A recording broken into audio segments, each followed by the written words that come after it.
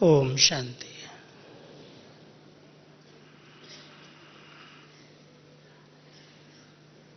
बाबा के हम सभी सपूत बच्चे अपने जीवन से सबूत देने के लिए बाबा की श्रीमत पर सदा चलते रहते हैं। मर्जीवा जीवन जो बाबा ने हम सबको दी है, इसी जन्म में दूसरा जन्म हुआ है। लौकिक जीवन जो साधारण जीवन थी, बाबा ने अपना बना करके अलौकिक जीवन देकर मर्जीवा बनाया। मर्जीवा बच्चों से बाबा की बहुत सी उम्मीदें हैं।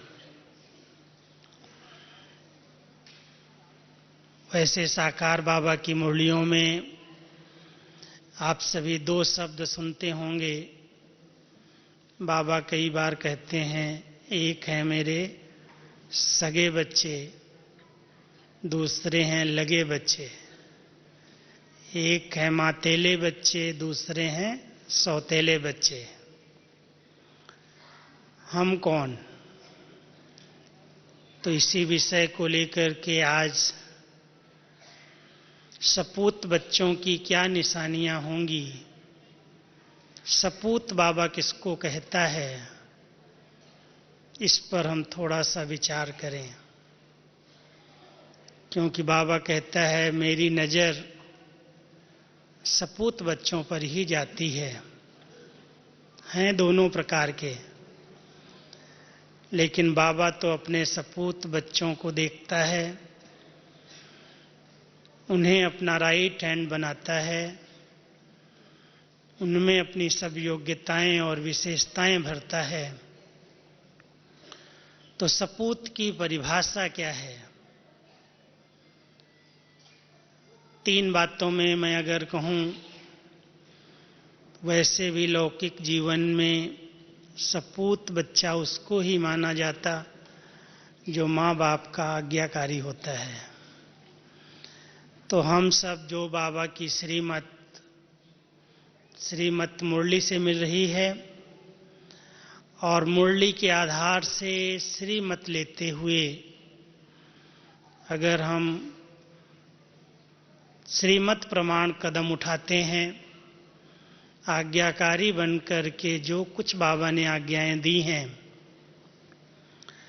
उसी अनुसार चलते हैं, तो हम सपूत बच्चों की लाइन में हैं।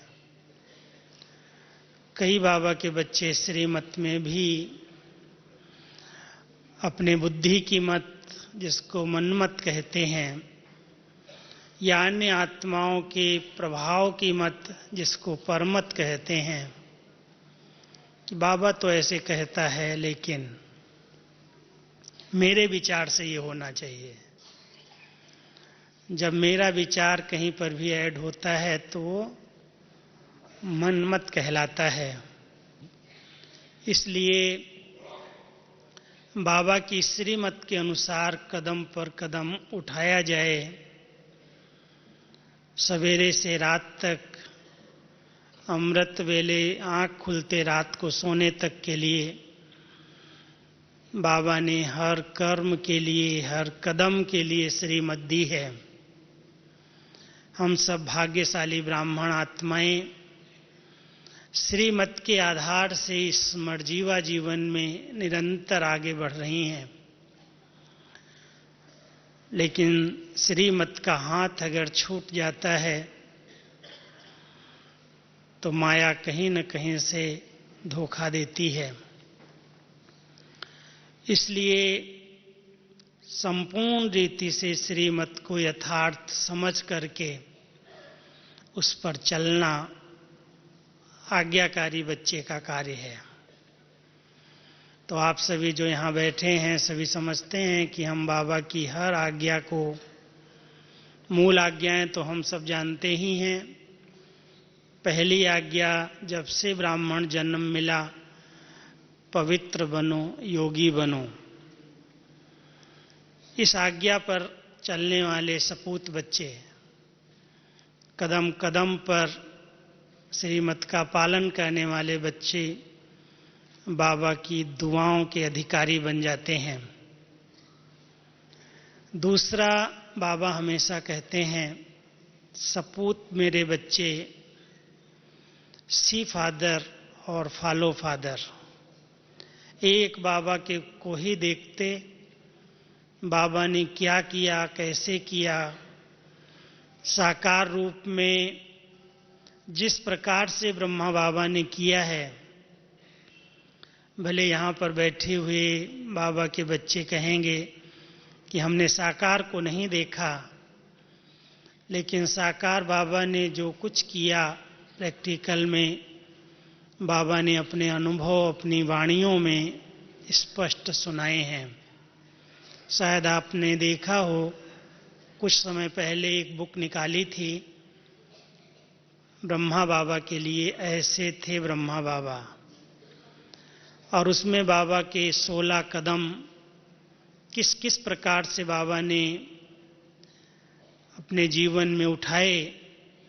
अगर ब्राह्मण आत्माएं कदम पर कदम रखती हैं तो बाबा कहते हैं कोई नया रास्ता लेने की जरूरत नहीं है। नए रास्ते में क्वेश्चन उठते हैं, यथार्थ है या नहीं, करें या नहीं करें, लेकिन जो कुछ बाबा ने किया है, बाबा कहता सिर्फ बच्चे मुझे देखो और उस पर चलते चलो, फॉलो करो, कॉपी करने की छुट्टी मिली है। तो ब्रह्मा बाबा ने क्या क्या किया है हम सबको बाबा ने खुद ही सुनाया है, और हम सब ब्राह्मण बच्चे जानते हैं कि ब्रह्मा बाबा कैसे निराकारी स्थिति में रहे, कैसे उन्होंने निर्विकारी जीवन बनाई, कितना सब कुछ करते हुए निरहंकारी स्थिति में रहे, कितनी सत्यता के साथ नम्रता का अवतार बन करके रहे। हम सब बाबा के जीवन चरित्र से परिचित हैं। तो सपूत बच्चे, बाबा उनको कहता है जो बाबा ने किया है वही करें, कदम पर कदम रखकर चलते चलें, तो वो कहलाते हैं सपूत बच्चे। बाबा ने अपना तन, अपना मन, अपना धन सब कुछ किस तरह से अर्पित किया, और अर्पित करने के बाद कभी भी उस पर अपना अधिकार नहीं रखा। तन को भी बाबा ने अमानत समझा, मन में भी कोई ऐसे संकल्प न चले उस पर भी संपूर्ण ध्यान रखा, मन मना भव होकर के रहे, और धन एक बार समर्पित कर दिया, फिर उसकी तरफ आंख भी नहीं उठाई। सब कुछ अर्पित करके माताओं बहनों के हवाले करके खुद निश्चिंत हो गए। तो बाबा की बेफिक्र बादशाह की स्थिति, बेगमपुर की स्थिति आप सबने सुनी होगी। कितनी भी परीक्षाएं आई, हर प्रकार से पेपर आए, लेकिन बाबा हर पेपर में अचल रहे या डोल रहे, एक रस रहे, एक बाबा दूसरा न कोई। ये सब बाबा के हर कर्म कदम के रूप में हम सबके सामने हैं, और सपूत बच्चे बाबा के उन्हीं कदमों पर कदम रख करके चलते हैं। तीसरा, बाबा कहते हैं जो मेरे सपूत बच्चे हैं वो सैंपल हैं। एक बार हम सभी मधुबन निवासी बाबा से मिल रहे थे, तो बाबा ने कहा कि आप सभी 100 केस के 100 पीस हो। आप सभी ब्राह्मण आत्माएं ऐसा समझती हो कि बाबा जो बताना चाहता है, जो दिखाना चाहता है, जो दुनिया बनाना चाहता है, उसके 100 पीस किस लिए रखे जाते हैं 100 केस में? जिसको देख करके लोग सौदा कर लें कि हाँ ऐसा ही होगा माल अंदर। तो हम सबको बाबा ने 100 केस के अंदर 100 पीस के रूप में रखा है, और 100 पीस जितने अच्छे होते हैं उतना ग्राहक उसके ऊपर आकर्षित होते हैं। बाबा ने हम 100 पीस की एक बहुत बड़ी विशेषता बताई है, और वो विशेषता है सिंपल रहो, सिंपलिसिटी, रॉयल ब्यूटी। अब वो सिंपलिसिटी क्या है? क्या ड्रेस की सिंपलिसिटी ही सिंपलिसिटी है, या बाबा हम बच्चों को किस रूप में सिंपल देखना चाहता है? थोड़ा सा इस पर गहराई से चिंतन करना, क्योंकि सिंपल अगर स्वच्छ भी हो तो सबको आकर्षित करती है। कोई स्थान सिंपल बनाया हुआ है लेकिन बहुत वहाँ स्वच्छता है, जैसे ये देख रहे हैं, कोई भी इसमें भपका नहीं है, कोई दिखावा नहीं है, कोई भी फजूल खर्च नहीं है, लेकिन साफ स्वच्छ है तो सबको आकर्षित करता है। ऐसे ही बाबा हम सबको उसमें 4 बातें विशेष सुनाता है। सिंपलिसिटी के अंदर सिंपल वो है जिसके संकल्प में सिंपलिसिटी है, माना संकल्पों में अधिक हलचल नहीं है, स्थिर हैं, एकाग्र हैं, कंट्रोल में हैं। अगर इस प्रकार के संकल्प हैं, चेक करना भी अपने संकल्पों की क्वालिटी। हर एक ने अपने संकल्पों की स्पीड को चेक किया होगा। कईयों को बहुत कुछ सोचने की आदत होती है, एक संकल्प के पीछे अनेक संकल्प उत्पन्न होने लगते हैं, व्यर्थ संकल्पों की बड़ी लंबी क्यू लग जाती है, स्टॉप ही नहीं लगता।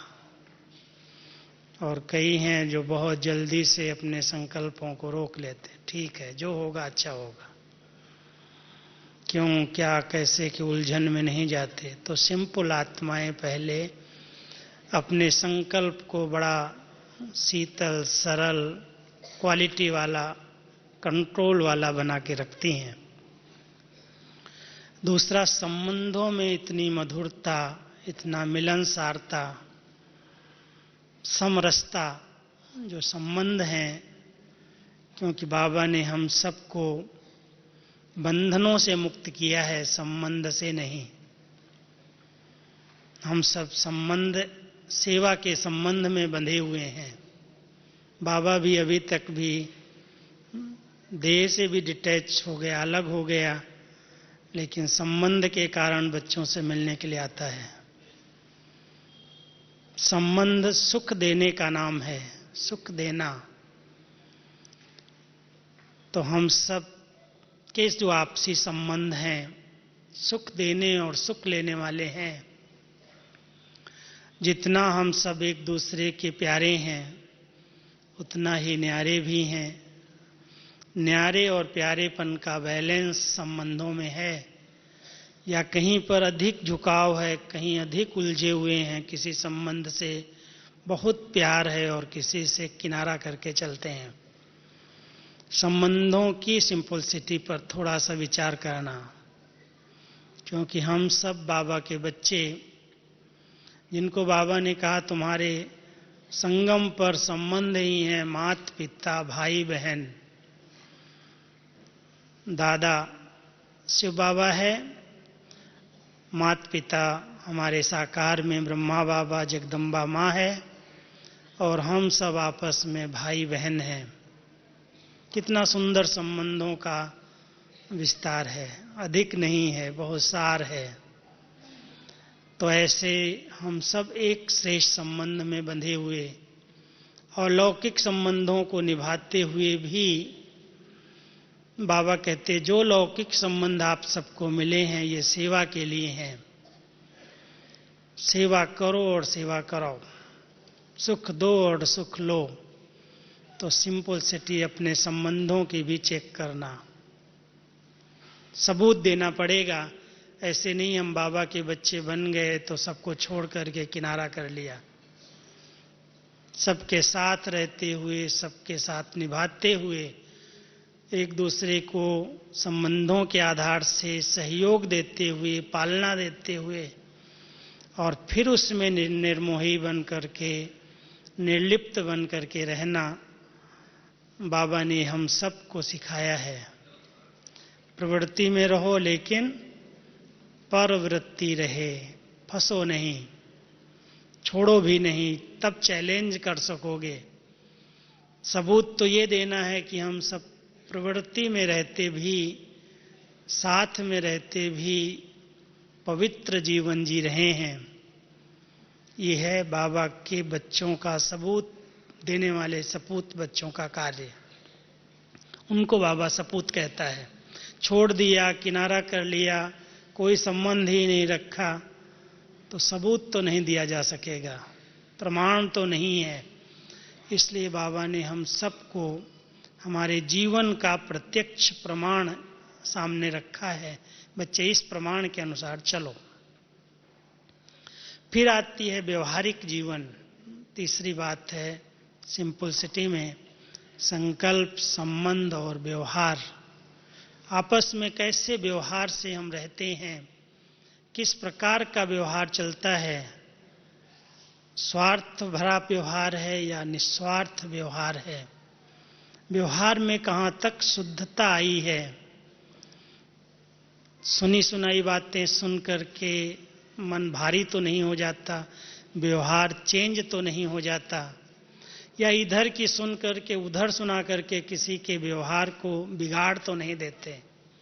बहुत से लोग ऐसे हैं जो इधर से उधर करने में बड़े होशियार होते हैं। होती छोटी सी बातें हैं, लेकिन व्यवहार की अशुद्धता ये मानी जाती है कि अगर मुझे कोई बात पता है, किसी की बात किसी ने मुझे सुनाई और वो बात मैंने 10 के कानों तक पहुंचा दी, तो वो व्यवहार की अशुद्धता है, वो सिंपलिसिटी नहीं है।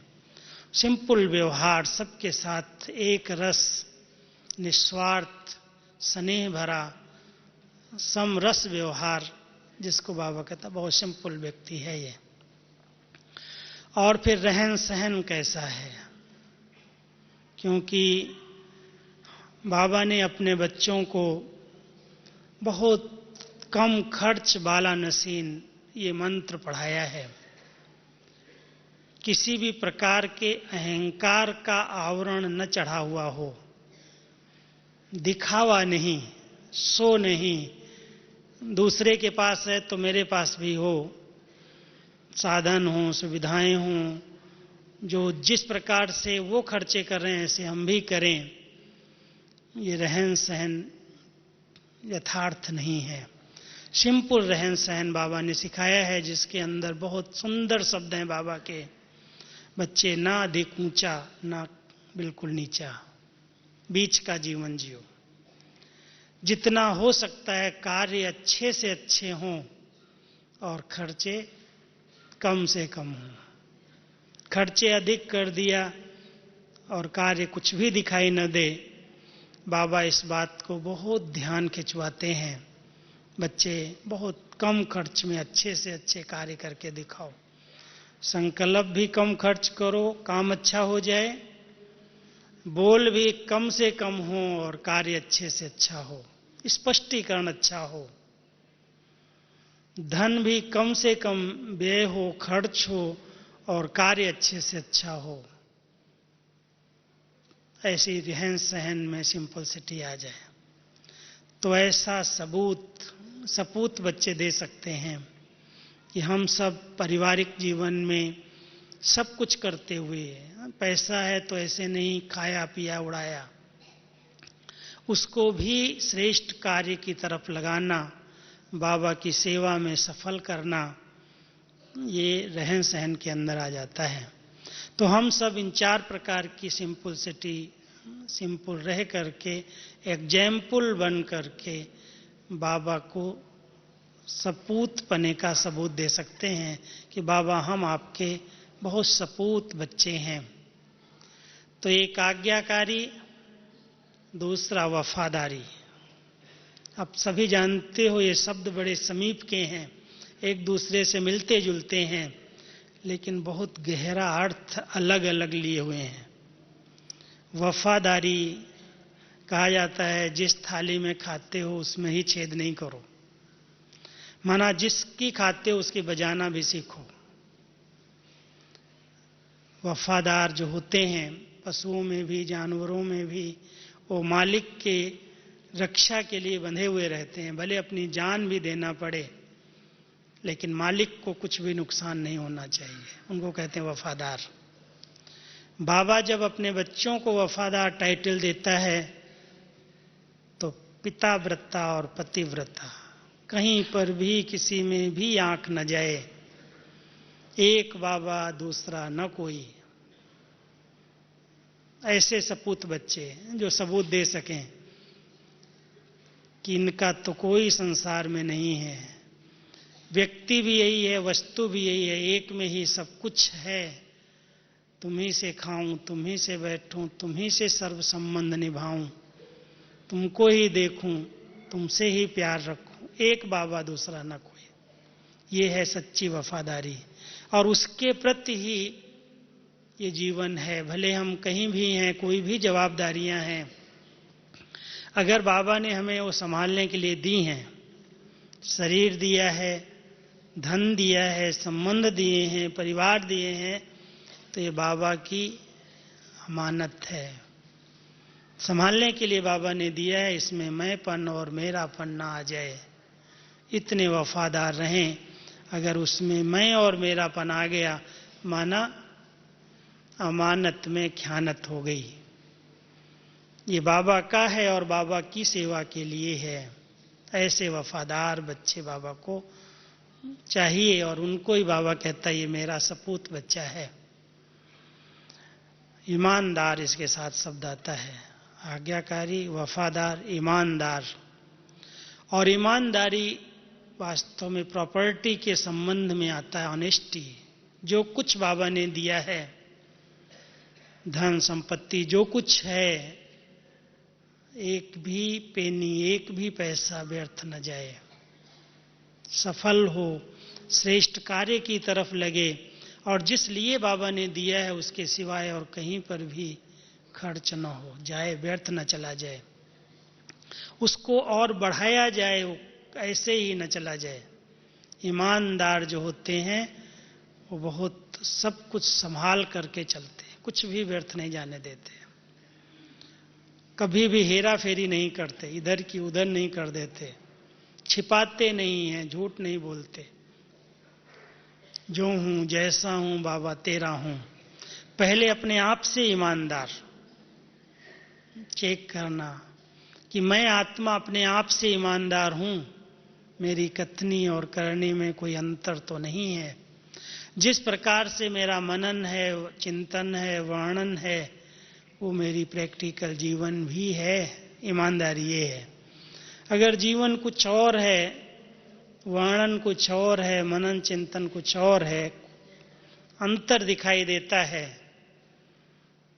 बहुत अच्छे अच्छे वर्णन हम लोग कर लेते हैं, लेकिन प्रैक्टिकल जीवन में, आचरण में वो बातें दिखाई नहीं देती, तो उसको ईमानदार नहीं कहेंगे। इसलिए बाबा ने हम सबको जब सपूत बच्चे का टाइटल दिया है, तो सपूत वही है जो आज्ञाकारी है, वफादार है, ईमानदार है, और एक और बड़ा अच्छा शब्द फरमानवरदार है। वैसे आज्ञा का एक उर्दू शब्द, लेकिन फरमान शब्द जो आता है वो बहुत कड़े शब्द में आता है। फरमान का उल्लंघन कभी भी न हो जाए। आप सबको एक हंसी की बात सुनाता हूँ। कई सालों तक जब वरदान शुरू हुए मुरली के अंदर, तो सबको बहुत अच्छे लगे। बहुत जगह से मुझे फोन पत्र आए कि वरदान बाबा दे रहा है, ये बहुत अच्छा लगा। एक बार मुझे ऐसे ही, मैं दादी जी के साथ बैठा था, दादी को मैंने कहा, दादी अभी वरदान बहुत समय चलाए मुरली में, अभी फरमान चलाते हैं। बोली अच्छा, ट्रायल करके देखो। तो केवल 2 मास मुरली के नीचे फरमान लिखे वरदान की जगह पर, और वो जब फरमान मुरली में पढ़ने लगे लोग, तो इतने भयभीत हो गए, डरने लगे। फरमान, भगवान का फरमान, और मैं तो बिल्कुल भूल जाता हूँ, याद ही नहीं रहता है। तो उन्होंने बार बार फोन किए, पत्र लिखे, भाई फरमान शब्द मुरली में नहीं लिखो, फरमान बड़ा कड़ा शब्द है।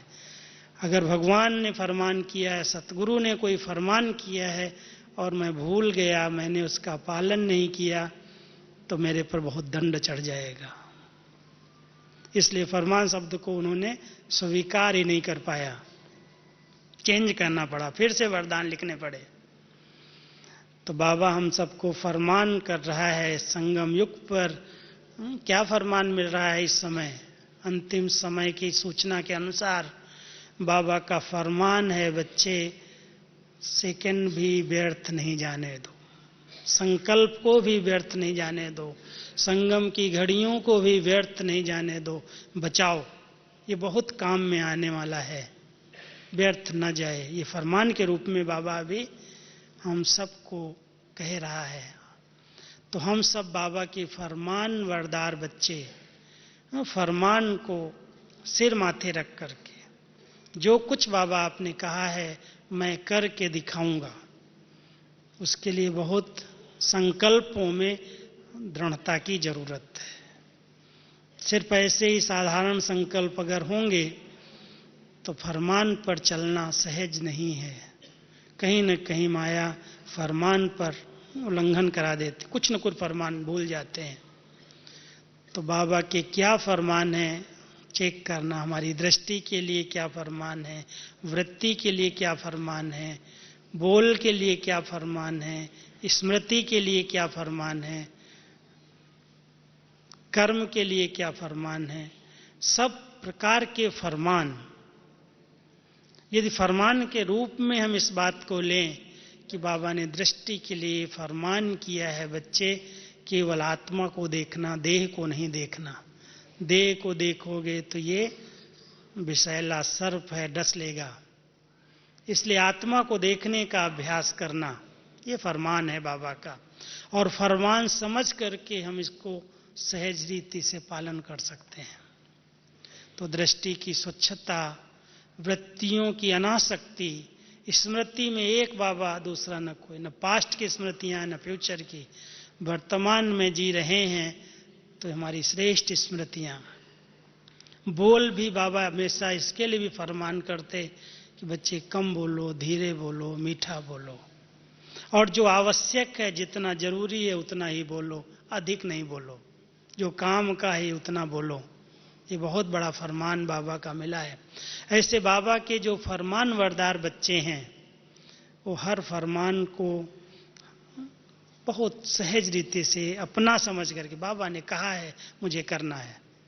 तो सपूत बच्चे इन 4 विशेषताओं से संपन्न हो जाते हैं: आज्ञाकारी, वफादार, ईमानदार और फरमानवरदार। फिर उनकी निशानियां आप देखो, सबूत उनके जीवन का क्या है। प्रैक्टिकल अगर आप सवेरे से रात तक उनकी जीवन देखेंगे, बाबा भी इस समय क्या कह रहे हैं, वाणी के द्वारा तो 75 साल हो गए, बाबा प्रत्यक्ष नहीं हुआ, अब तुम्हारी चलन और चेहरे से बाप प्रत्यक्ष होगा। बाबा को प्रत्यक्ष करने का साधन हमारा चेहरा और हमारी चलन, माना हमारी जीवन। अगर हम सदा बाबा के फरमान पर चलने वाले सपूत बच्चे हैं तो व्यवहारिक जीवन, चलन और चेहरे से जो दिखाई देगी, निश्चिंतता होगी, बहुत बेगमपुर की वात्साही का अनुभव होगा। कोई भी प्रकार का गम नहीं, कोई भी प्रकार की चिंता नहीं, कोई भी प्रकार का प्रश्न नहीं। अगर प्रसन्न चित्त जीवन है, द्वंद्व रहित जीवन है, तो कहेंगे ये सबूत है कि इस कलयुग के अंदर इतनी समस्याओं के बीच में रहते हुए, इतने पेपर, इतनी विघ्न, इतनी बाधाएं, इतने स्वभाव, इतने संस्कार, जब माया का फुल साम्राज्य है, 5 विकारों का फुल फोर्स है, 5 तत्वों का भी अति की ओर सब जा रहे हैं, और ऐसे समय में इनको कौन सी शक्ति मिली है जो बिल्कुल बेफिक्र हैं, कोई चिंता नहीं, कोई गम नहीं, किस चीज के बने हुए हैं। ऐसी जीवन अगर बन गई, अचल, अडोल, एक रस, बेगमपुर की निश्चिंत जीवन, तो ये सबूत है कि बाबा ने अपने बच्चों को ऐसा बनाया है। कोई पेपर आ गया। वैसे बहुत भाग्य का चिंतन, बहुत अच्छा सुमिरन है, और थोड़ा सा भी कोई बात आ गई, उलझ गए, उदास हो गए, आंसू आ गए, घबरा गए, नींद फिट गई, बहुत सारी ऐसी बातें आती हैं। लेकिन सबूत क्या है? बाबा हमें पढ़ा रहा है, भगवान की पढ़ाई हम पढ़ रहे हैं, उसका सबूत है हम अपनी ऐसी जीवन बनाएं कि कुछ भी हो जाए, अचल स्थिति रहे, स्थिति डगमग न हो। तो सभी बाबा को सबूत देना, सबूत देंगे। सपूत बच्चे ही दे सकते हैं कि इतने सारे कार्य होते भी 8 घंटा 10 घंटा क्या, कई बार 14-14 घंटा काम करने पड़ते, सेवाएं होती हैं, लेकिन करते हुए भी कितने हल्के हैं, कितने लाइट हैं। ये सबूत है। कोई भी प्रकार का मैंपन नहीं है, मेरापन नहीं है, मैं करता हूं, मेरी प्रशंसा हो, मेरा नाम हो, किसी भी प्रकार का अहंकार नहीं है। ये प्रैक्टिकल सबूत है। अगर किसी भी प्रकार का करने के बाद ये आ जाता है कि मेरा नाम तो होना चाहिए, बाबा कहता जो कुछ किया वो सब मिट गया, की कमाई खत्म हो गई, कराने वाला करा रहा है। इतना एक निरहंकारी स्टेज आ जाए। मैं तो कभी कभी चेक करता हूँ, जब कोई महिमा करता, ये करते, मैं क्या करता हूँ, मैं क्या सीख के आया था? बाबा करा रहा है, बाबा के हाथ हैं, बाबा करा रहा है, मैं क्या कर रहा हूँ? अगर जरा भी सूक्ष्म में भी मैंपन आ जाएगा तो उसमें मिक्स हो जाएगी भाषा। आपने नोट किया होगा, वरदान स्लोगन जो भी लिखता हूँ, इसमें ये ना ऐड हो जाए कि ये कोई मिक्स किसी की बात है। डायरेक्ट भगवान ने जो कहा है, उस भगवान के श्रीमत के बीच में, उसकी श्रेष्ठ शिक्षाओं के बीच में मेरे मन के विचार ऐड न हो जाएं, इतना ध्यान रहता है।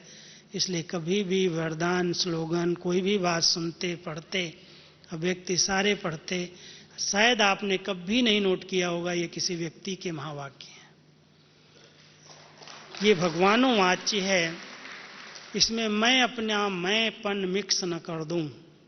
एक भी शब्द, कभी भी किसी शब्द को अगर कोई मेरे से पूछे ये शब्द कभी बाबा ने बोला या आपने ऐड किया, कभी कभी मेरे से प्रश्न करते हैं, मैं कहता हूं मैं डेट बताता हूं, इस डेट को बाबा ने बोला है।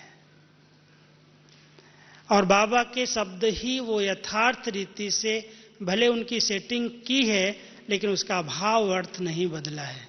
बाबा ने भाव शब्द तो कभी यूज नहीं किया है, बहुत कम शब्द यूज किए।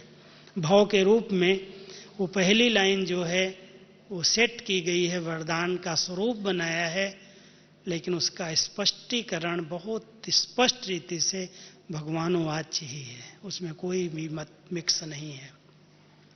तो हम सब बाबा के बच्चे जो कुछ कर रहे हैं, कर्तापन का अहम भी ना आए, बोझ भी ना हो, बहुत लाइट रहें, हल्के होकर के चलें, ये सबूत है। सबके स्नेही बन करके रहें, कोई भी संगठन में मेरे से अपसेट न हो जाए, सबको सहयोग प्राप्त हो, सबको स्नेह मिले, एक सबूत है इस ईश्वरीय पढ़ाई का, परमात्म पालना का। जिनके भी संपर्क संबंध में हम आए, उन आत्माओं को कुछ न कुछ प्राप्ति हो, उनके दिल की दुआएं मुझे मिले, एक लक्ष्य रख करके ये सबूत देना है। कोई भी किसी भी कारण से अपसेट होकर के मुझे बद दुआ न दे। हर आत्मा की दुआएं मिलती चलें। बाबा ने हम सबको ये विधियां सिखाई हैं, प्रैक्टिकल पुरुषार्थ है, यही लक्ष्य रख करके चलना कि ये मुझे सबूत देना है। ब्राह्मण परिवार में सबके साथ रहते हुए मैं ऐसा सबूत दूं जो कोई भी आत्मा मेरे से डिस्टर्ब होकर के बद दुआएं न दे, ज्ञान की कहीं ग्लानि न हो, बाबा की ग्लानि न हो, कोई ये न कहे अरे ये ब्रह्मा कुमारी में जाता है, ये ब्रह्मा कुमार है, कैसे चलता है, कैसे बोलता है, कैसे खाता है, कैसे रहता है, क्या पहनता है, इसका चलना देखो, इसका बोलना देखो, क्या दिखाई देता है। ये सबूत नहीं है। प्रैक्टिकल सपूत बच्चे का सबूत है उसकी साधारण, सिंपल, नेचुरल जीवन, स्वच्छ जीवन, पवित्र जीवन, हर समय चेहरे पर उलझन नहीं है, हल्का है, मुस्कुराता है, प्रसन्न चित्त है, जो कुछ होता है नथिंग न्यू की स्मृति से सदा एक रस है, अचल है। ऐसा सबूत बाबा को चाहिए। सम्मान मांगने की कोई से जरूरत नहीं है। कई लोग सम्मान की जैसे आस रखते हैं, सम्मान मिलना चाहिए, और बाबा ने उसकी बहुत अच्छी विधि सुना दी है। बच्चे तुम दो, अपने आप मिल जाएगा। रिटर्न मिलना ही है, लेकिन दो पहले देना सीखो। हम सब ब्राह्मण परिवार के अंदर भी दाता नहीं हैं, सहयोग दे रहे हैं, लेकिन दाता हम सारे विश्व के लिए हैं। हम दूसरों को बदलने की आस न रख करके स्वपरिवर्तन से विश्व परिवर्तन हमारा पहला स्लोगन है। अगर हम स्वपरिवर्तन कर रहे हैं, खुद को बदलने का लक्ष्य रखते हैं, दूसरे अपने आप बदलेंगे। ये बदल जाए तो मैं बदल जाऊं, ये कुछ झुके तो मैं कुछ मानूं, बाबा ने ये हमें सिखाया ही नहीं है। सबूत ये है कि मैं खुद बदल लूं, अपने आप दूसरा बदल जाएगा। तो ऐसे सबूत दे करके अब संगम युग पर बाबा को सपूत देना है, सपूत बन करके सबूत देना है, एग्जाम्पल बनना है। एक एक बच्चे को अगर बाबा की पालना ली है, कहेंगे हमने तो बहुत कम पालना ली, कई बाबा के नए बच्चे आए हैं, दादी हाथ उठवा रही थी तो बहुत से बच्चे नए नए थे सभा में। ऐसा नहीं सोचो कि बाबा की पालना अभी नहीं मिली, नहीं मिल रही है, लेकिन आप सभी बाबा की अमृत वेले से पालना ले रहे हो। आंख खुलती है, बाबा की दृष्टि, बाबा की सकाश अपने बच्चों पर आती है, और बाबा अव्यक्त रूप से एक एक बच्चे को सर्व शक्तियों से, सर्व गुणों से, सर्व खजानों से भरपूर करता है। हम सब बाबा की ऐसी पालना ले रहे हैं। एक एक बच्चे को देखना है अपने आप को, मैंने अपने आप को कितना भरपूर बनाया है। बनाना अपने को खुद पड़ेगा, दाता तो हमें सब कुछ दे रहा है। तो बाबा अपनी पालना दे रहा है, सकाश दे रहा है, शक्तियां दे रहा है। हम उसका चिंतन करें, सुमिरन करें, अपने स्वरूप में उतारें, ज्ञान स्वरूप, याद स्वरूप, धारणा स्वरूप बन करके सेवाओं का सबूत दें। जो सेवा हो सच्चे दिल की सेवा हो, रहम दिल भाव की सेवा हो। भले कोई ग्लानि करता, कोई नफरत करता, कोई विरोध करता, कुछ भी करे, लेकिन मैं बाबा का बच्चा सहनशीलता का अवतार बन करके सहन करने का सबूत दूं। ऐसे नहीं कब तक सहन करेंगे, कितना सहन करना पड़ेगा। बाबा कहता है इसकी कोई मापदंड नहीं है, माप तौल नहीं है। जब तक जीना है तब तक सहना है, जहां रहना है वहां सहना है। इसलिए सहन शक्ति से सबूत देना है। सब कुछ बाबा कहते बच्चे सुनना पड़ेगा, समाना पड़ेगा, सहन करना पड़ेगा, झुकना पड़ेगा, मरना पड़ेगा। ये मर्जीवा जीवन है तुम्हारी। इस मर्जीवा जीवन में ये सब कुछ करके मुझे बाबा के ज्ञान का प्रत्यक्ष सबूत देना है कि भगवान मुझे मिला है। प्रत्यक्ष प्रमाण देना है, कहना नहीं है मुख से कि भगवान आ गया है। कहोगे तो लोग हंसी करेंगे। बाबा कहता बच्चे कहने से भगवान सिद्ध नहीं होने वाला है। भगवान आ गया है, भगवान मुझे मिल गया है, भगवान मुझे पढ़ा रहा है, लेकिन सबूत की जरूरत है। और सबूत यही है कि हमारी जीवन ऐसी हो जो लोग कहें कि इनको भगवान पढ़ा रहा है, इनको कोई शक्ति चला रही है, इनके पीछे कोई है। हम सब बाबा के घर में देखते हैं, कहने की कोई जरूरत नहीं है। इतनी व्यवस्थाएं देख करके, इतना बड़ा आश्रम देख करके, इतने सब कार्य व्यवहार को देख करके उनको लगता है कि सचमुच ऐसा कैसे सब चल रहा है, कौन चला रहा है। जरूर आपके पास है कुछ, लेकिन कौन है, कौन भी करा रहा है, इसको पर्दे के पीछे है। जब हम सभी ब्राह्मण बच्चे, बाबा के जितने बच्चे हैं, ये दृढ़ संकल्प ले लेंगे कि बाबा ने जैसी जीवन मुझे बनाई है, जैसी बाबा की आस है, जो बाबा की चाहनाएं हैं, वो मैं अपने जीवन से दिखाऊंगा, चलने से, बोलने से, तो किसी भाई ने मेरे से पूछा था कि अंतिम सेवा साक्षात्कार मूर्त बनने की है, वो साक्षात्कार मूर्त बनने की विधि क्या है, मुझे क्या लक्ष्य रखना चाहिए, क्या अटेंशन रखना चाहिए जो मैं साक्षात्कार मूर्त बन जाऊं। हमने कहा कुछ ज्यादा विशेष सोचने की जरूरत नहीं है, लेकिन केवल 2 बातों का ध्यान दो। एक, जितना हो सके अपनी रूहानियत की शक्ति को बढ़ाओ। रूहानियत की शक्ति, ये शारीरिक शक्ति नहीं, जिस्मानी शक्ति नहीं, लेकिन एक मैं आत्मा हूं, मैं रूह हूं, और रूह को देखना, रूहानियत से व्यवहार करना, इस चेहरे पर भी वो रूहानियत झलकने लगे। अगर जितनी आत्मिक स्थिति रहेगी, इस देह से भान से न्यारी स्थिति रहेगी, उतना आप साक्षात्कार मूर्त बन जाओगे। और दूसरा, जितना हो सके उतना हर बात में पॉजिटिव रहना, नेगेटिविटी आने नहीं देना। होंगी बहुत सारी बातें नेगेटिव होंगी, दिखाई देंगी, हमारे साथ भी घट जाएंगी, लेकिन मुझे नेगेटिव बातों का चिंतन नहीं करना है, वर्णन नहीं करना है। आती हैं, फुल स्टॉप, मेरे काम की नहीं है।